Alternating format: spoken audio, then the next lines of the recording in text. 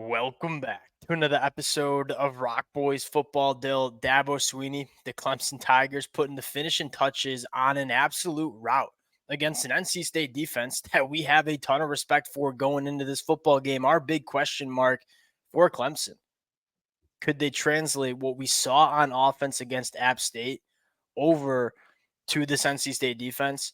We got our answer very quickly in this football game. And for the Clemson fans who've been rocking with the boys for a while, we kind of said we're optimistic about this Clemson offense. And yes, was it a poor performance against Georgia week one? Yeah, absolutely. That's probably the best defense that we see in the country. Cade Klubnik looks as comfortable as he's ever looked in a Clemson uniform. The wide receivers are starting to step up on the outside. The offensive line is getting it going in the run game. This was the reason that we were so high on Clemson heading into 2024. A lot of people kind of wrote Clemson off, sold their stock in Clemson after that week one game against Georgia. The boys didn't. And now I'm feeling pretty good about it. Fired up to get into this one. Now, before we do, and as always, one massive shout out to the Clemson fans. Look, through thick and thin, the Clemson fans always rock with the fellas. We can't thank you guys enough. If y'all do enjoy the content, consider subscribing to the channel. And we'll probably look into this game a little bit more throughout the week because there are a lot of concepts that we saw in this football game that we kind of want to pull up and dive into. But without further ado, let's get into this one. I'll give you the tee box. I think we should start with Cade Klubnik. What did you see from him against an NC State defense that, again, gives a lot of young quarterbacks a lot of problems often? I mean, I think the big thing is they were just getting to every part of the offense, if you will. They weren't like relegated like it was last year where they could only really work the ball through the middle of the field or short and those swing passes that they obviously like to rip. I think you're just starting to see them be able to hit everywhere. Obviously, guys like TJ Moore making plays, Adam Randall making plays. So I just think it's opening this field up. You're seeing guys get more open. Brenningstool has a lot more room to work for. They can get stuff to him that I think works more dependably than just throwing it up and hoping he makes a play on it. And that to me is kind of what feels like it's changing a little bit as Clemson just can hit everywhere. Their playbook is way more open. And I think a lot of that has to do with some of these young guys stepping up on the boundary, frankly. You said hitting everywhere. I think the most important conversation is hitting vertically. Like we talked about it so much in the summer. You go back to Clemson in 2023, that offense just felt so condensed. It felt like so many defenses were just, squeezing down on this Clemson offense because there was really no threat of a vertical passing attack. We had two question marks heading into this 2024 season. One, can Cade get better throwing the deep ball? But I think more importantly, can you get difference makers on the outside that can win vertically? You're seeing that, whether it's TJ Moore, whether it's Brian Wesco, whether it's Adam Randall or Antonio Williams, everybody's kind of getting in on it. And as a result, you're seeing so much space get created underneath. You go back to TCU when Garrett Riley was there and had one of the best offenses in the country. It started with the vertical presence, creating space underneath. That's how this Garrett Riley offense wants to operate. They weren't able to manufacture that space in 2023. They certainly are doing a much better job of it in 2020. You're also seeing it pay dividends in the run game where they're able to hit legit big runs. And Phil Mafah is a guy who you love the fact that he can obviously grind it out. What he was doing against Georgia, I obviously know that wasn't a super successful game, but he was grinding yards out. They were moving the ball a little bit. Obviously, penalties are crushing them. But when they're starting to open this offense up, you see how much space they create. And he's a guy who can really hit big plays. I mean, he's more explosive, I think, than people give him credit for. He's been really effective and obviously hit a couple huge ones today.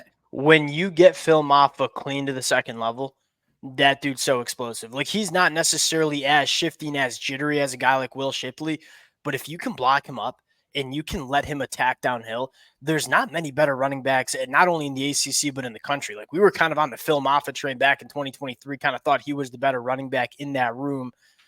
Not a shot at Will Shipley, just kind of what we saw in the film.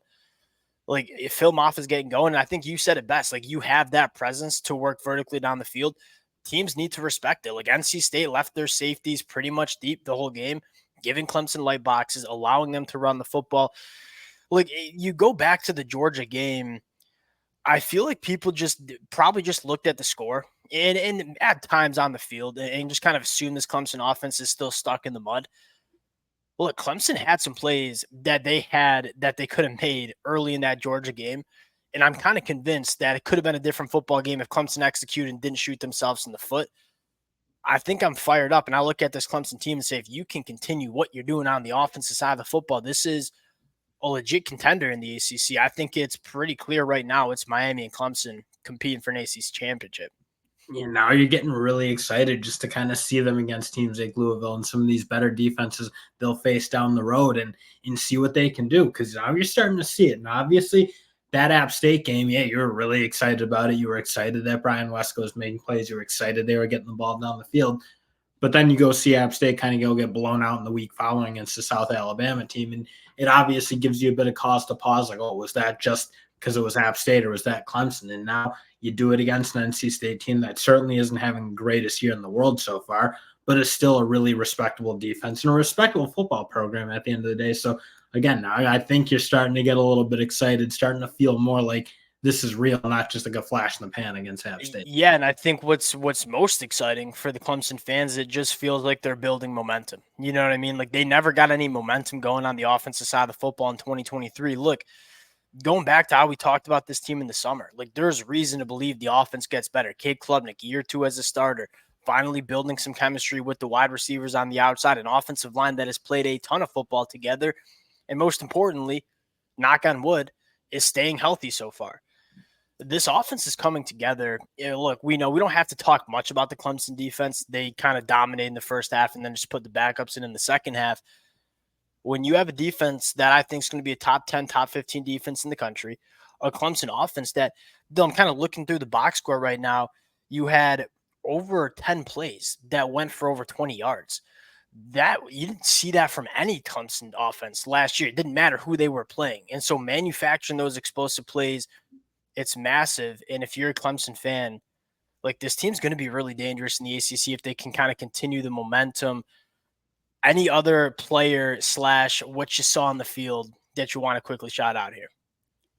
I still want to shout out Avian Terrell. I think he's such a stud. I mean, He's awesome. He's part of, like, that's sort of the theme. I was almost going to talk what their defense showed, and they obviously gave up a little bit in terms of yardage, but they were super opportunistic today, and that, I think, is really significant to be able to take the ball away, make plays, and you get the shot to do it. You see Hampton making plays and that type of thing. If they can combine that, which they've always kind of been able to do, but with that offense rolling, I think that's how you can start to really beat teams down a little bit, because you get the ball. If you can create a little bit of momentum off a turnover on defense and then score, that's kind of how this game got away from NC State at the end of the day. So, again, they have guys on defense who are super opportunistic, can make plays.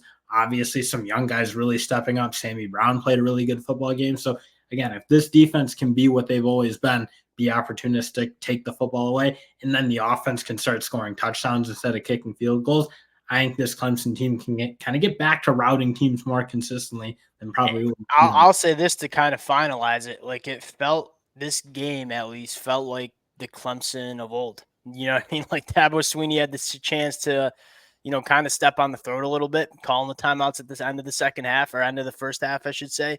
Did it. Like, he wants to dominate. I think that should fire up a lot of Clemson fans. Look, we've been critical at times of this Clemson program and Dabo Swinney, but we kind of never doubted that this team can still be really good in 2024. We're starting to see them put it together.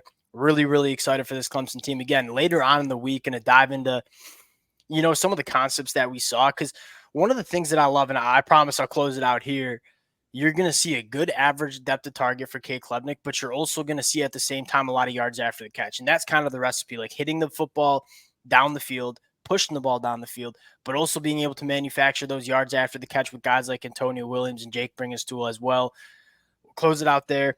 Appreciate you guys rocking with the fellas. If y'all do enjoy the content, consider subscribing to the channel, and we'll talk to y'all later. Peace.